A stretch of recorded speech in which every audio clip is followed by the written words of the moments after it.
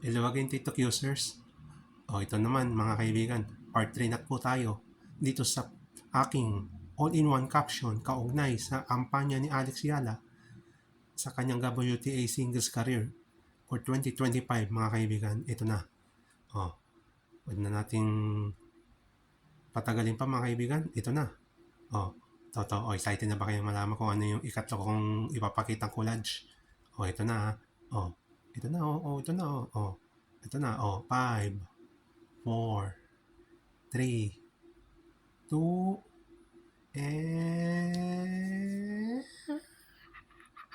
Ayan na. Ayan na. Ayan na.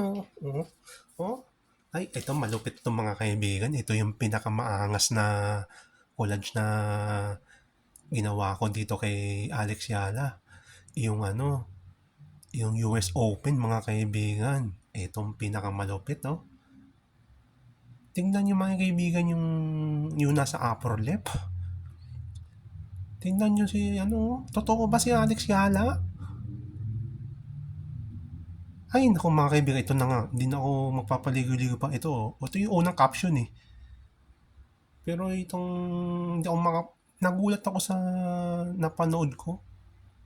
Yung pagbigkas ni Alex Yala, kahit na hindi nyo narinig, basang-basa ko yung kanyang binigkas. Alam nyo kung ano yun. Naku, alamin nyo na lang.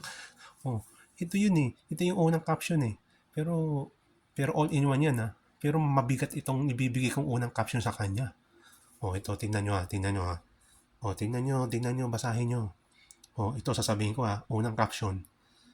Ito yung pinakamaangas na ginawa niya. Basang-basa yung yung kanyang pagbigkas eh. Kitang-kita sa video eh. Ito yun The sweetest swearing ever by a player from the Philippines in sports. The sweetest swearing ever by a player from the Philippines in sports mga kaibigan, Wow naman! Wow! Wow!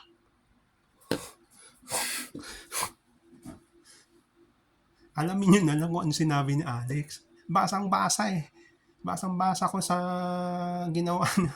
Binigkas niya eh. Tingnan nyo si Alex. Ako nga, nagulat ako eh. Hindi mo akalain na magagawa niya yung bigkasin yun. Kala mo hindi niya gagawin eh. Ako nga, hindi ako makapaniwala sa nasaksihan ko sa kanyang binigkas eh. Kahit na hindi ko narinig. Basang-basa eh. Yun na nga yun eh. The sweetest swearing ever by a player from the Philippines in sports.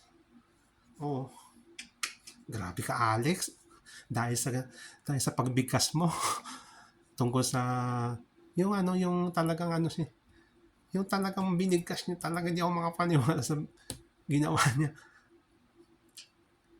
Di naman siya lang ang nakakagawa nun. Marami ng ibang player natin dito sa ating bansa nakakabigkas ng ganun. Pero bilib ako kay Alex Totoo siya sa sarili niya. Ito ang masasabi ko kay Alex Totoo siya sa sarili niya. Yun lang. Natural siyang tao. Yun ang masasabi ko sa kanya. Kaya bilib ako sa taong yan eh. Ito. Next. Ito na. Ito mga kaibigan. Ito. Trademark ko to Itong bibigay kong ikalawang caption. Ako lang ang nakaisip Walang gagaya Walang gaya ito. Ito yung ikalawang caption kay Alex kaugnay sa kanyang kampanya sa US Open.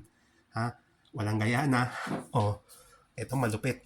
Totoo, ito yung ikalawang caption na ibibigay ko kay Alex. Yung sa kanyang kampanya sa US Open. Ito yun eh. Ito walang gayahan ito. Dahil sa ganyang ginawa, yung sa upper left, di ba, sweetest swearing. Ito malupit. Naisip ko itong trademark na to eh. Ito. WWE Attitude Era. Alam nyo yun yung kapanahon ni The Rock yun sa ni Steve Austin. Yung rivalry na tatlo eh. Ay yung rivalry ng 3 beses sa WrestleMania. Attitude Era yun Nangyari sa Attitude Era ng WWE. Tapos, WTA.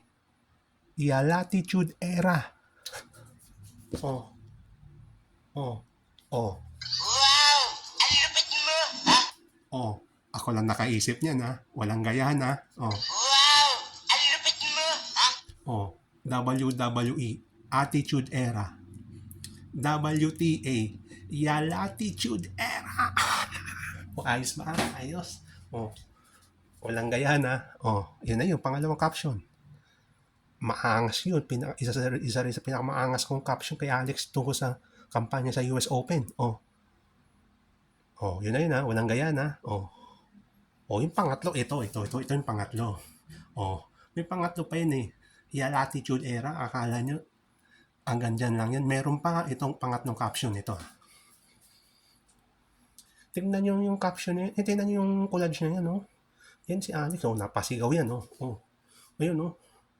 Ayun, oh. Yun, oh. Yun, oh. Yun, nasa upper right. Ayan, oh. Yun, oh. Yan, oh. Yun sa upper right. Oh, napasigaw siya.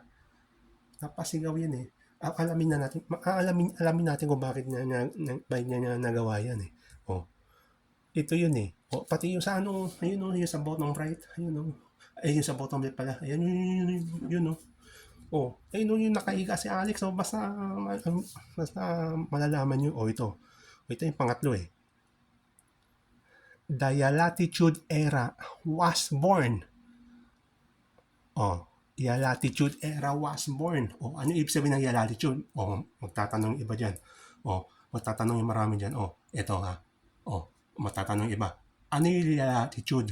Oh, ito ha. Oh, sasabihin ko kung ano ibig sabihin ng latitude. Oh, latitude, the never say die attitude of Alex Yala during the game of tennis. Oh, alam niyo na. Alam niyo na yung term na latitude. Oh, kung sa WWE may attitude era. Dito sa WTA, latitude era. Oh,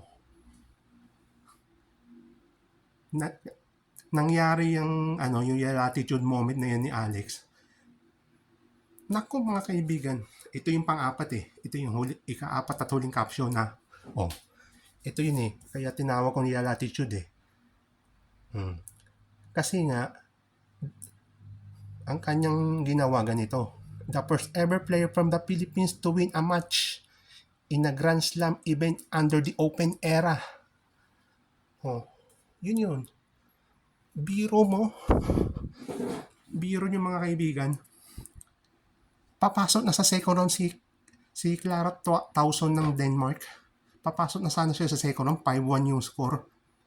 5-1 yung score sa deciding third set. Akala ko siya ang uusad eh. Eh nangyari yung tinatawag na latitude. Hindi sumuko si Alex.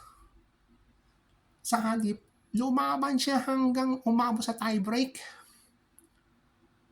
At panalo pa ni Alex yung tiebreak na yun sa deciding third set.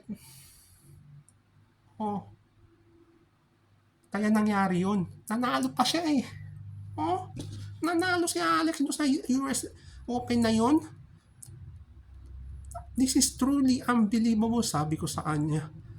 Unbelievable yung ginawa niya. Ang hirap habulin yun na 5-1 yung kalaban. Nanalo pa si Alex. Oh. Nanalo siya eh. Nanalo.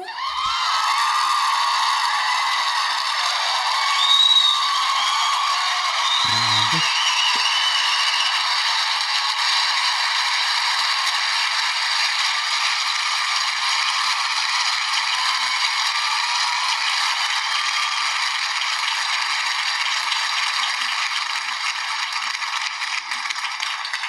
Grabe ka, Alex. Ang galing mo. Naahabol mo yun.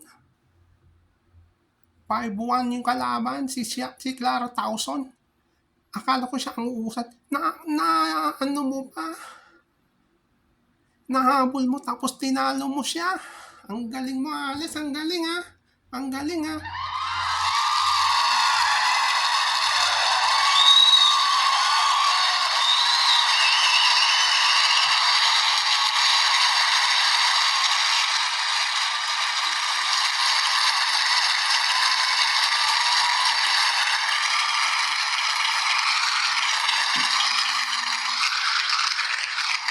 Oh, at yan po ang part 3 ng aking all-in-one caption kaunay sa kampanya ni Alex Yala sa 2025 WTA Singles Career Season ni Alex. Yun. Oh, tapos. Bye-bye. Oh, yun na yun. Part 3 yun. Bye-bye. Yun na yun.